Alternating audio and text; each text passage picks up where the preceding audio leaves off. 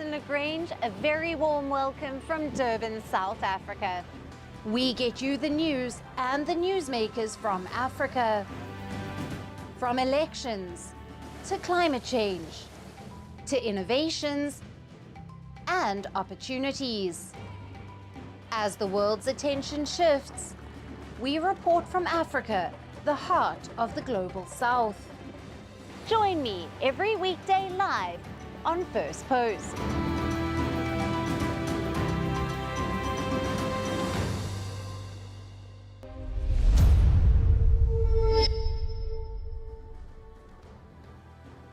Hello and welcome to Firstpost Africa, where we get you the top stories from the continent and from across the world.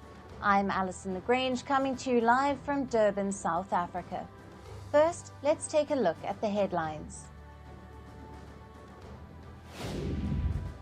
Russian President Vladimir Putin visits Vietnam after North Korea and calls for strengthening strategic partnership. His visit draws criticism from the US. Dramatic new footage by Manila shows Chinese Coast Guard sailors brandishing knives, an axe and other weapons in a clash with Philippine naval vessels in the South China Sea. At least 8 people killed as Israeli tanks backed by fighter jets and drones push deeper into Gaza's Rafah city, forcing Palestinians to flee again. Iran hits back at Canada after Ottawa designated the Islamic Revolutionary Guard Corps as a terrorist entity, calling the decision irresponsible and hostile. And UK Prime Minister Rishi Sunak faces calls to launch an investigation after a member of his security detail was arrested for allegedly betting on the timing of the general election.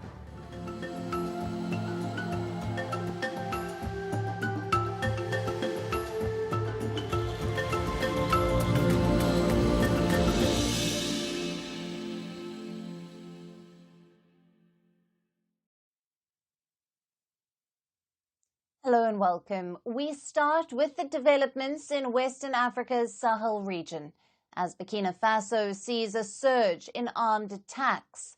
Reports say dozens of Russian military instructors have arrived in the country to help it fight the insurgency.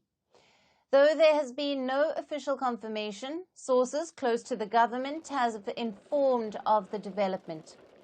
According to reports, 2 rotations of planes came from neighboring Mali carrying Russian military instructors.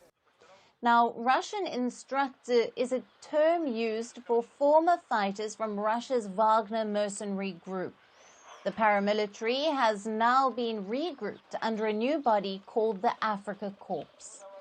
This rebranding was done by the Russian Defense Ministry after the death of Wagner Group chief Yevgeny Prigozhin in a plane crash in August last year.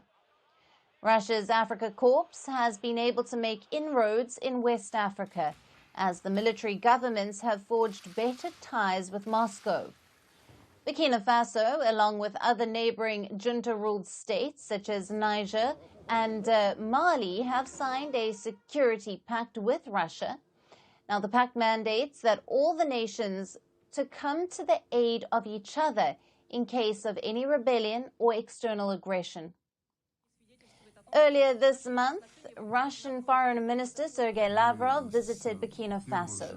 He pledged that Moscow will deploy more military personnel and instructors in the country. He also said that Russia will supply more weapons to the military junta. The Russian military instructors are working here and their number will increase. At the same time, we provide training to the representatives of Burkina Faso armed forces and law enforcement agencies in the Russian Federation. So this area of our partnership is very specific and very much advanced. Burkina Faso, along with neighboring Mali and Niger, is witnessing an uptick in Islamist violence.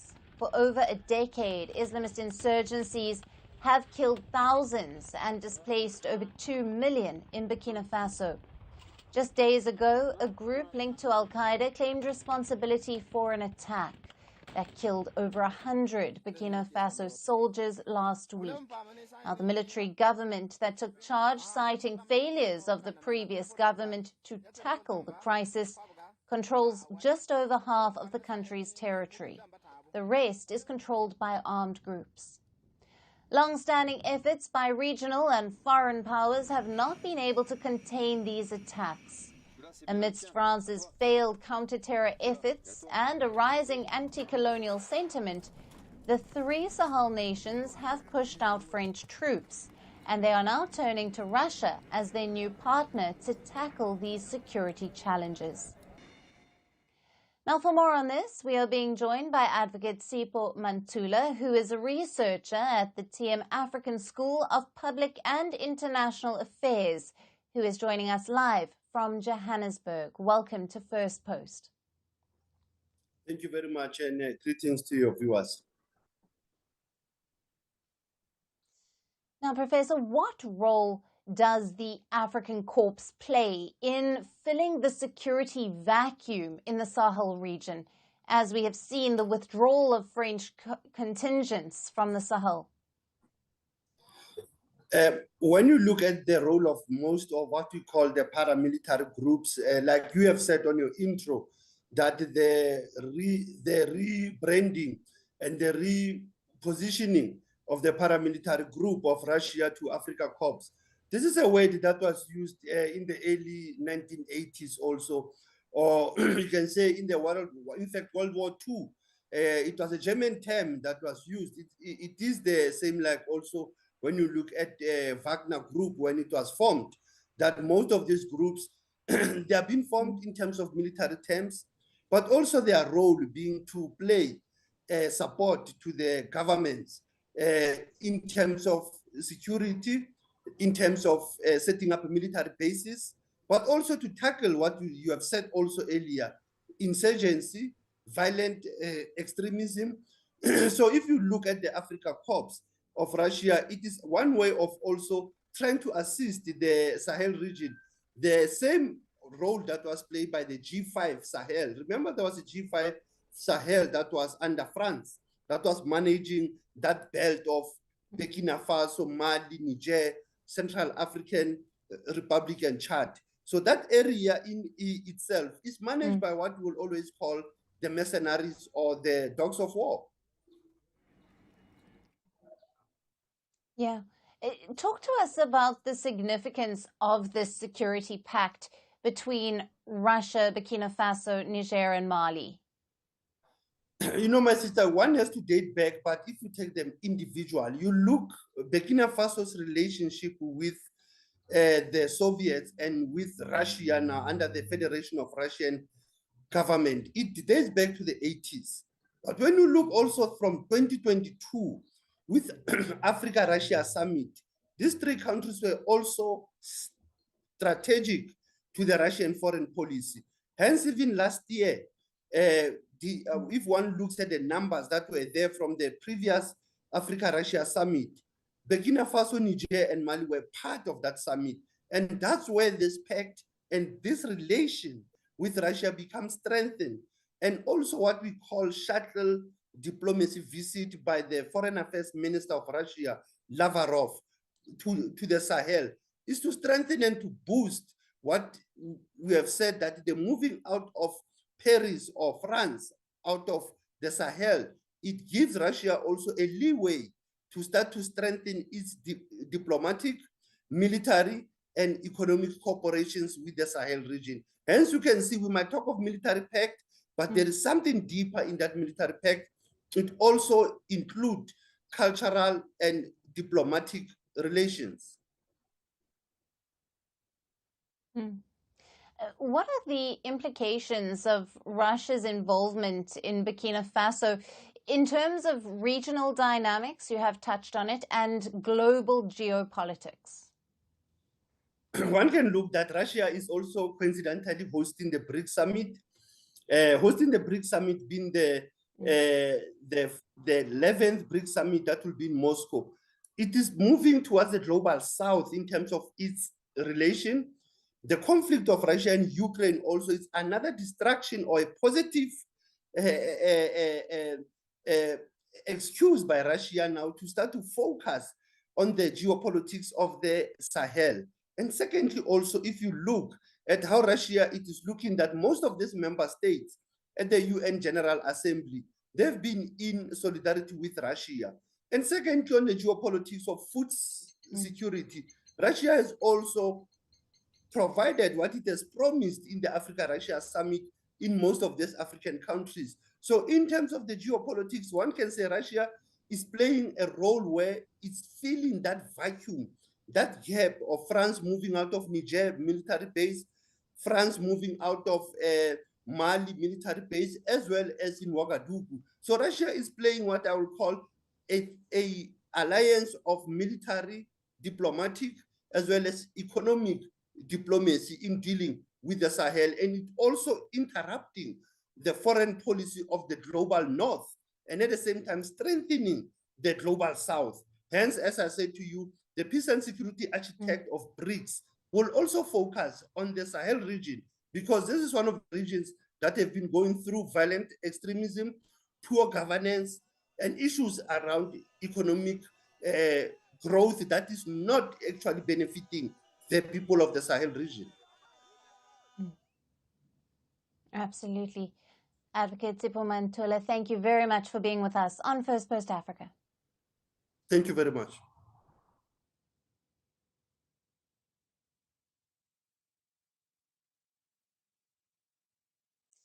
Shifting focus to Chad, at least 9 people have been killed and around 46 injured in an explosion at a military ammunition depot in the capital of N'Djamena. Now, authorities fear that the death toll could further rise. The incident took place on Tuesday night when a fire set off multiple explosions at the military ammunition depot. Videos from the site show the massive destruction. The explosions lit up the sky and thick smoke engulfed the area. The impact shook buildings miles away from the site, shattering windows and punching holes in walls and roofs. Several residents in the vicinity were jolted during their sleep, and many are still in shock. At one point, we thought it was over for us. We don't know what happened. There were large caliber weapons everywhere on the house. All the windows are broken. The glass is shattered. Are things like that? We asked the government to help us. There was a lot of material damage and bodily injuries as well. The explosions took place at a weapons depot in the Guji area of the capital. This is the country's main arsenal depot. It is located near the military headquarters, along with 2 French army bases, as well as the capital's international airport. Now, there are various residential houses in the neighborhood, and Chad's president, Mahamat Idris Deby, visited the explosion site. He said those injured will receive state care. He added that the situation is now under control. However, the lessons must be learned. As he pointed out, that such military storage sites should not be built in the heart of the city and that they should be located on the outskirts. I want to tell my compatriots that the situation is under control and to remain calm. The injured will be taken care of by the state. After that, we will take action. What happened yesterday should teach us a lesson about building armories in the middle of the city. This isn't the first time that ammunition shops have exploded. This should teach us lessons so that we can build new armories, not in the middle of the city, but outside the city and to international standards.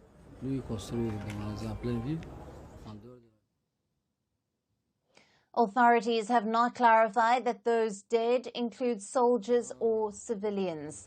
An investigation into the cause is underway, though authorities have described it as an accident. The explosion occurred after the president presided over a meeting of top military and security officials in the capital this week. During the meet, he noted that Chad's security is threatened by armed gangs. The security situation has remained tense in the Central African nation after this year's controversial presidential election when Deby was sworn in as president. Now, Deby, who took charge after 3 years of military rule, promised to restore order by deploying military in volatile areas. The country also has a presence of French troops who are fighting armed insurgents. None of the French troops have been injured in the depot explosion, as per the reports.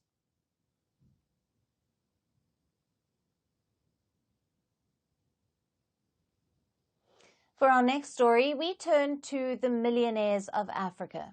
Despite wealth disparity being a hot-button issue across the continent, a report says Africa's millionaire population is set to rise by 65% in the next decade. Now, according to the Africa Wealth Report 2024, last year there were around 135,200 people who own wealth of $1 million or more. 342 centimillionaires and 21 billionaires in Africa. Over half of Africa's millionaires and over 90% of its billionaires live in just 5 countries. On top is South Africa. The country has the highest number of so-called high net worth individuals, with 37,400 millionaires, 102 centimillionaires and 5 billionaires. It was followed by Egypt with 15,600 millionaires, 52 centibillionaires, and 7 billionaires.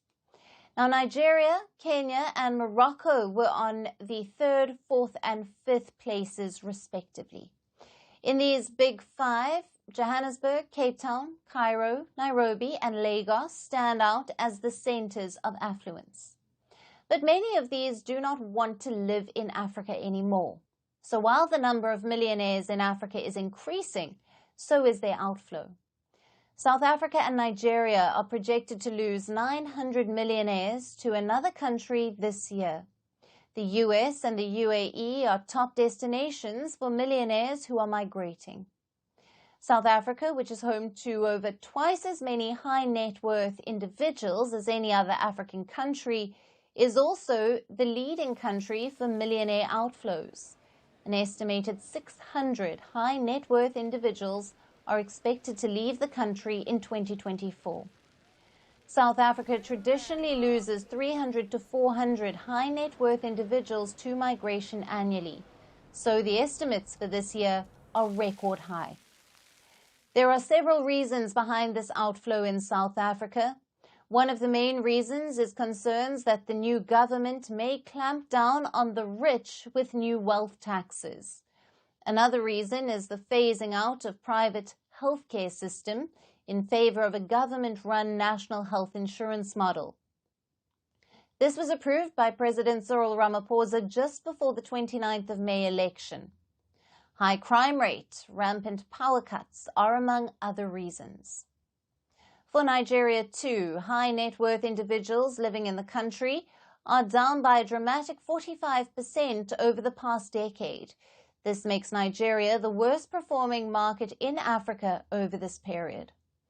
Popular destinations for millionaires leaving Nigeria include the UAE, the UK, and several other countries in Europe. The reasons for this outflow in Nigeria include religious tensions, high crime rates, and also the current economic instability. But why is this outflow worrying? It is because millionaire migration is an important overall indicator of the health of an economy, especially on the outflow side. If a country is losing large numbers of millionaires to migration, it is probably due to serious problems existing in the country. It can also be seen as a negative sign for the future, as wealthy people are often the first to leave.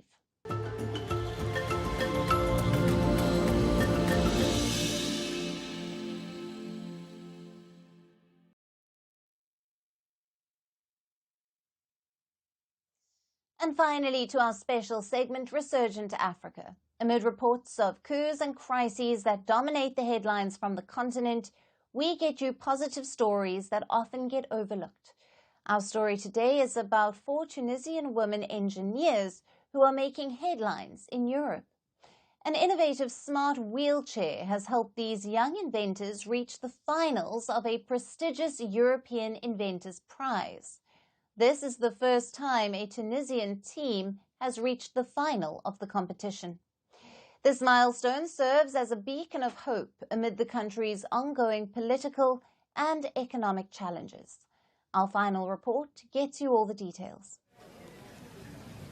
From becoming world leaders to heading big corporates. From climbing up the Everest to piloting into space, there's nothing impossible for today's women.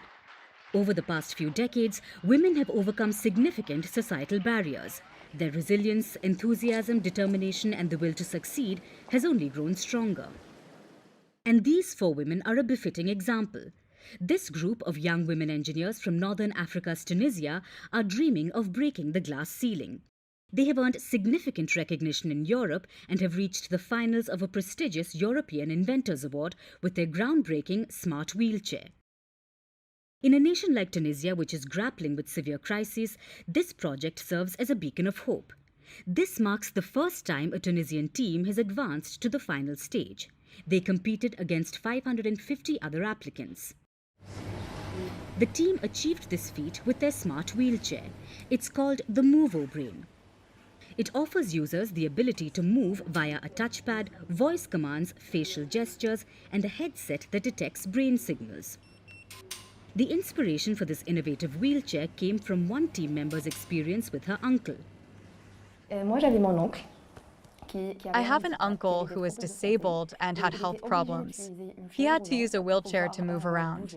Unfortunately, he was totally dependent, so the need was right in front of my eyes. I talked to my friends and we decided to do something with the technology we've mastered so that we can make a product afterwards. There are so many people who could benefit from it. So, she and her 3 friends set out to create a product that could assist people with similar needs. Despite Tunisia's profound political and economic challenges, this team stands tall with their invention. One member, Kaula Ben Ahmed, believes that reaching the finale is a significant achievement. It will bring them visibility and credibility. She notes the difficulty in convincing investors of the innovation and the usefulness of their solution for people with reduced mobility. The idea of MovoBrain came from the needs of these people to develop technology that would allow them to control their wheelchair without even moving their hands. Even if they don't speak, or their voice isn't very clear, they can still move and steer their wheelchair using their thoughts or facial expressions. They can also control the wheelchair by the sound of the voice, if they wear it well.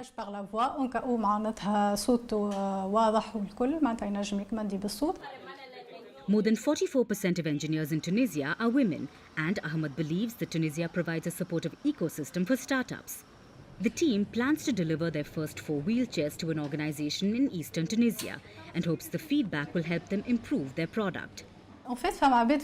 There are people with reduced mobility who, at home, have to ask for help to move around, to make even small movements or simply to turn towards the television. There are also people with reduced mobility who can't even speak. Simply asking someone to turn the chair to one side is extremely difficult. So, psychologically, it's very difficult to be dependent on someone to only get around. The all-female team will now compete against 2 other finalists from the Netherlands and Ukraine. The final competition will take place on July 9th in Malta. The Young Inventors Prize honors exceptional inventors under the age of 30. The award is of $21,600 for first place, $10,748 for second, and $5,374 for third. This achievement highlights the potential of young Tunisian women. Their success serves as an inspiration not just to women in Tunisia, but to aspiring inventors and entrepreneurs worldwide. By pushing boundaries and leveraging their talents, they are not only advancing technology, but also paving the way for a more inclusive and hopeful future. This accomplishment is a reminder that with determination and support, groundbreaking advancements are possible even in the most challenging environments. And that's it on the show for today. We will see you again tomorrow at the same time. Thank you for watching and goodbye.